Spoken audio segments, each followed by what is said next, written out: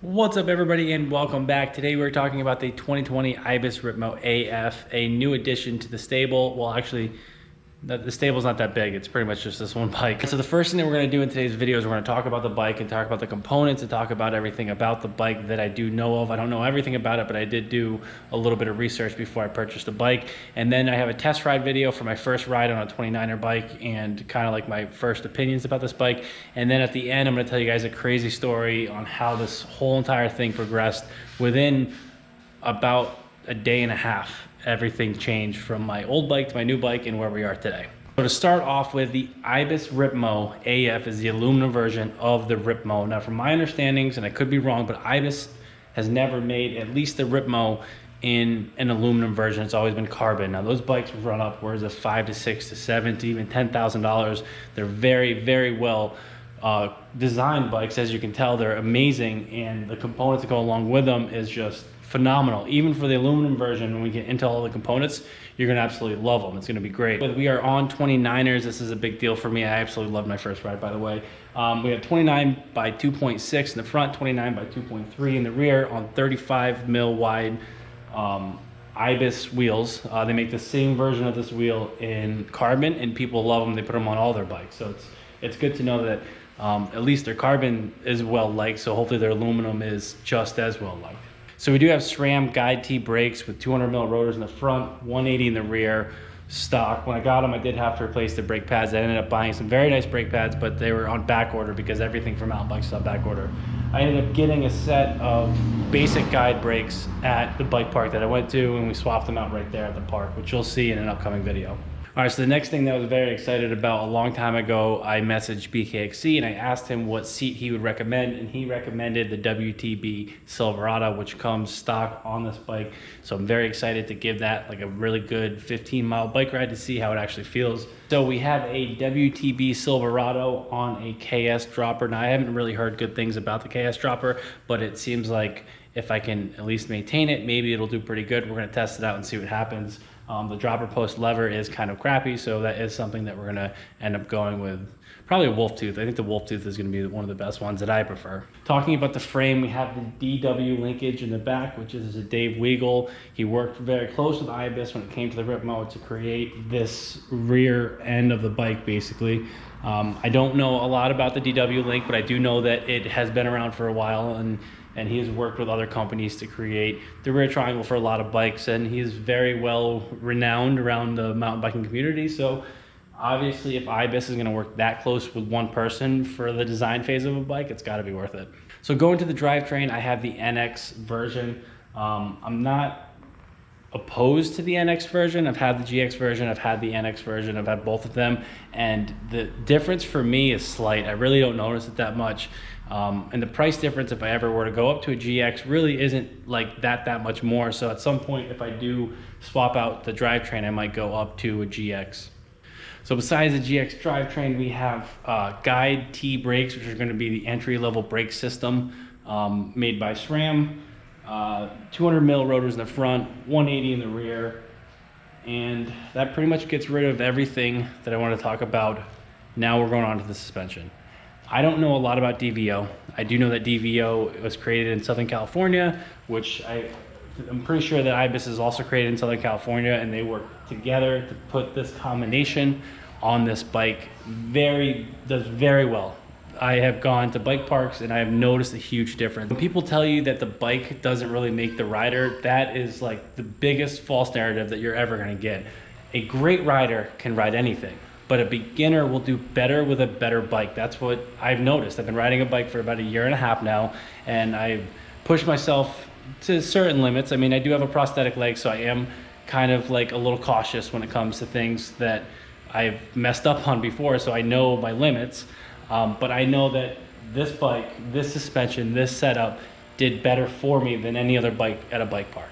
So we have the DVO Diamond up front, which is going to give us 160 mil travel in the front. And then we have the DVO Topaz in the rear, which is going to give us 147 millimeters of travel.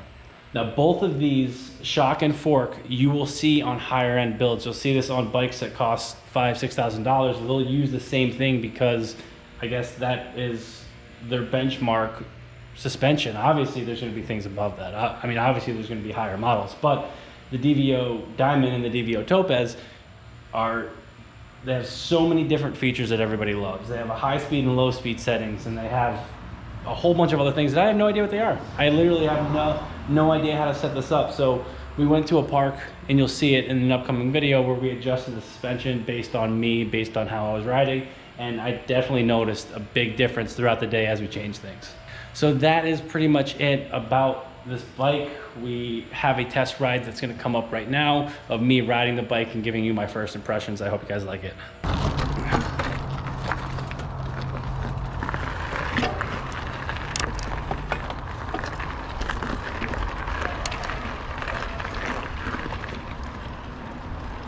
Honestly, I'd probably just leave it in that. Full open? Yeah, probably. I usually. All right, what is this right here? We got 1, 2, 3, 4, 5. That's rebound and compression. It okay. Should feel pretty good.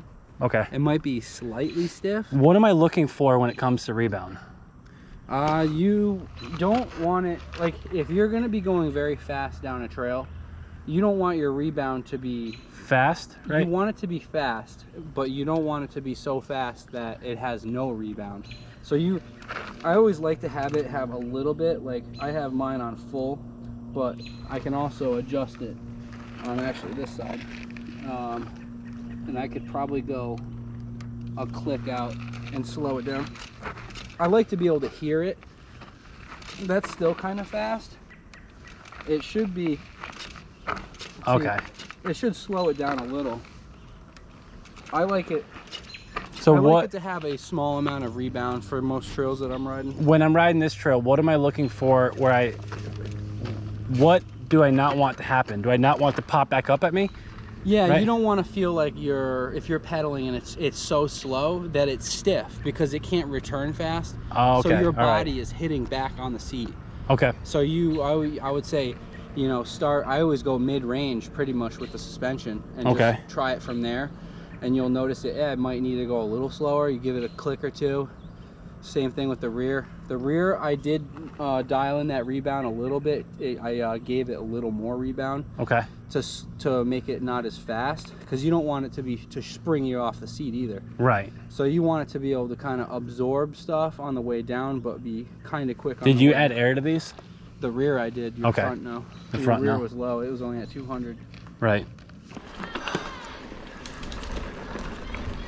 I figured you'd be right here.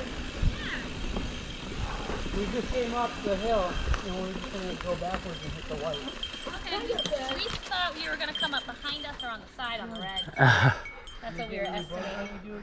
Hey, Brita. How you doing, pup? She's doing really good.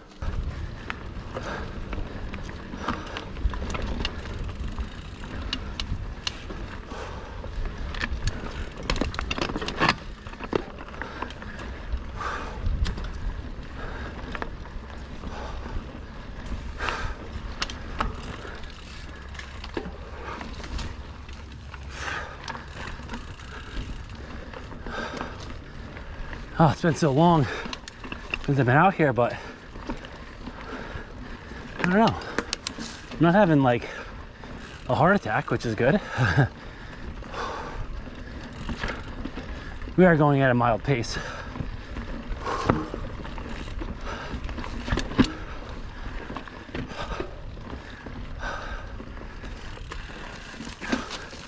I know the brakes feel kind of weak. Could be pads. They're guide brakes, so we'll guide T.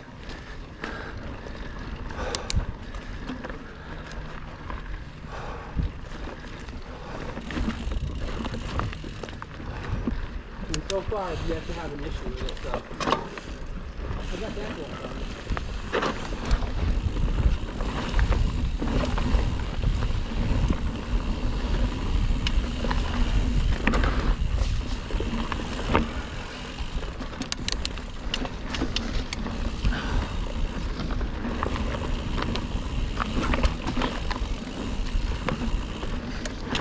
I feel like Jeff Kendallweed right now. Whew. Do you watch Jeff Kendallweed? Yeah. Dude, he's f***ing one of the nastiest rippers that I've seen.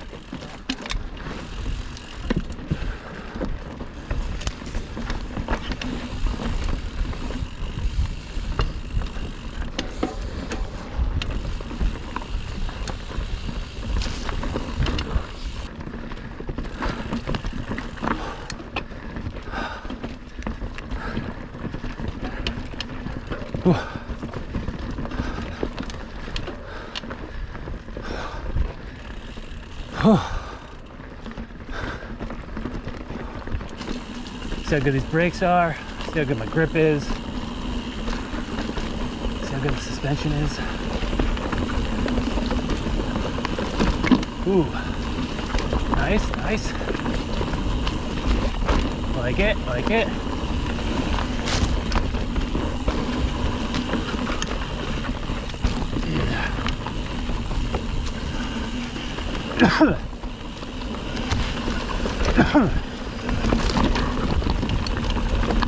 Sick. I swallowed something.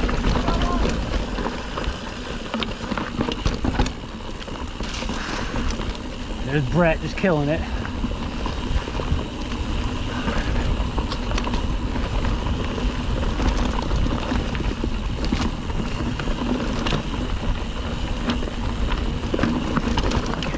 All right. Find the line. Commit.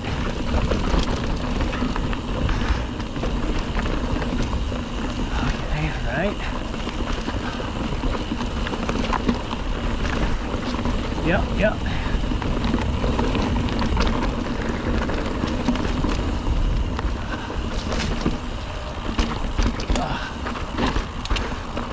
Oh my God, my hands are killing me.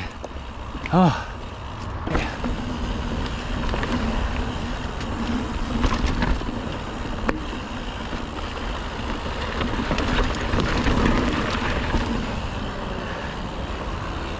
I felt better. All right, so that was my test ride. I love that area that we went to ride in. We have that sweet downhill that it's kind of like a fire road almost, but that downhill is wicked chunky, wicked fast, and it was a great way for me to feel the bike out and to kind of know going into my next video, which is going to be dialing up the suspension, what I should look for and what I should start changing almost immediately. So the story I wanted to share with you guys of this whole entire bike was I knew that there was like an uprise in bike sales. I heard about that, but I didn't buy a new bike this year, so I didn't know that it was like to the point where you really can't buy anything anywhere. So the first thing that I did was I'm thinking to myself, all right, I have a 27.5, but I really wanted a 29er. I thought that, you know, I've never really ridden a 29er, not a real 29er. I rode a Trek Marlin 5 29er, but not a real, like, actual, you know, good geometry, good component 29er. That's what I wanted. So I put my bike up for sale, and it sold within 5 hours. I had a buyer. The same day that I put it up, we were making plans by lunch for him to come pick it up. So the bike sold. I come home, and I start looking online. Used bikes, everybody wants too much. You see 2010 Trek Fuel EXs and they want $2,000. It's like the market is so flooded right now with horrible offerings for bikes. It's ridiculous. It's almost like I sold my bike for $2,200 and it was on the Bicycle Blue Book. It was worth $2,200, but I also put a GX drivetrain on it, and it had code brakes with brand new brake pads, and everything was just serviced. So yes, the bike sold for $2,200 and it was worth $2,200. Everybody else around here was just selling these bikes for way more than they, like, almost retail of what they were brand new. So even anything from like 2017 and back, I wanted nothing to do with, right? So I look at 18 to 20 and I really didn't see anything. So I went online and I went everywhere. I went to every single website where you could directly buy a bike from the manufacturer and have it shipped to your house. I was in the checkout screen of Canyon, getting ready to get a Spectral 5.0, and going through the checkout, I'm signing up for everything and filling everything out, and I go to checkout and an error comes up. And it says there's some kind of error where I backed me all the way out, emptied my cart, I started over, they were sold out. No bikes, nothing under $3,000. If you want to spend like $6,000 on a bike, yeah, there's bikes out there, but I didn't have $6,000 to spend, let me rephrase that. I didn't have permission to spend $6,000 on a bike. So I was kind of like, oh my God, I sold my bike. I don't have a bike. I can't find bikes anywhere. So I started branching out. I went to Pink Bike, which Pink Bike is, I don't really like their website. Again, people are thinking that their bikes are worth every single penny they put into it. They'll put like a 2008 Cannondale up there and be like, it's been ridden 3 times, $3,600. And it's like, dude, even if that was a carbon race bike, I still wouldn't buy that bike. It's 2 years old, and another year or two it's going to be obsolete. Like, that's what happens to the majority of the bikes. So I ended up finding this 2020 Ibis Ripmo in a large down in Belmar, New Jersey. So I thought to myself, I was like, all right, well, you know what, the guy wants a certain amount. I messaged him and I was like, you know, can you do this? And he messaged me back and he was like, I can do this. And I was like, all right, I'll give you 50 bucks more if you can meet me on the Connecticut border, because he was in New Jersey and I really didn't want to go through New York. And he was like, I really can't leave. And I was like, all right, there's no bikes out there. I'll give you what you want.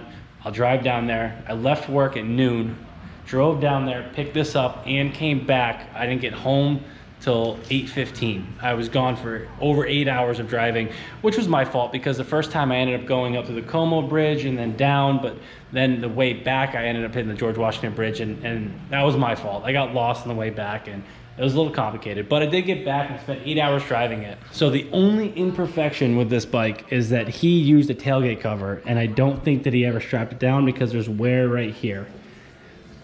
That is the only thing. And there's a couple scrapes right down here. I definitely hit it hard when I took it to a bike park. So I'm gonna have a guard that I'm gonna put on there. I like to use old tires. I think it looks pretty cool. So I'll cut up a tire and I'll put a tire coming up to probably right here and protect, you know, the majority of the down tube. But that's the only imperfection of the whole entire bike. I went through everything and there's no real scratches or anything. The stanchions are good all over. I mean, it's a little dirty right now, but there's nothing where you're like, wow, this guy crashed wicked hard. And he did let me know that he did a lot of jumps with it. And I mean, I'm assuming I'm probably gonna have to have the suspension serviced at some point. Maybe we'll do it before the winter starts. But this is a new step for me. This is an amazing bike, top of the line suspension, front and rear, okay drivetrain. Maybe at some point we'll change that, change the brakes out. You know, there's gonna be a couple things that I want to tweak about the bike, but the base of the bike, the frame, the suspension, it's beautiful. I think that it's one of the most beautiful bikes that I've ever personally had, and it matches my car, which is silver. So it's like I think I got what I wanted out of the whole entire thing. But that's like, this all happened within a day. From basically the minute that this guy said he was gonna meet me to buy my bike, to the minute that I went and got permission to buy this bike was one day, noon to noon. It was, all this stuff happened. And if you're getting ready to buy a new bike or to sell a new bike, you're living in the United States, look before you sell your bike. Look out there, find something, find a buyer, buy a bike, and then sell yours. Don't sell yours and then buy a bike, because it might not be there. And then you'll be sitting there in the corner, crying, holding yourself, begging your wife to let you spend more money. And it did work. I did get to spend a little bit more money. So that's pretty much it. I hope that you guys enjoy it. We're going to do another video. I've talked about it a couple times in this video, where we dial in the suspension at Powder Ridge Bike Park. So it's a perfect spot for me to actually push this thing to its limit so that I can get all the suspension that I need. And then after that, we're just gonna continue to ride. I'm very excited. So I will see you guys on the next video. Peace.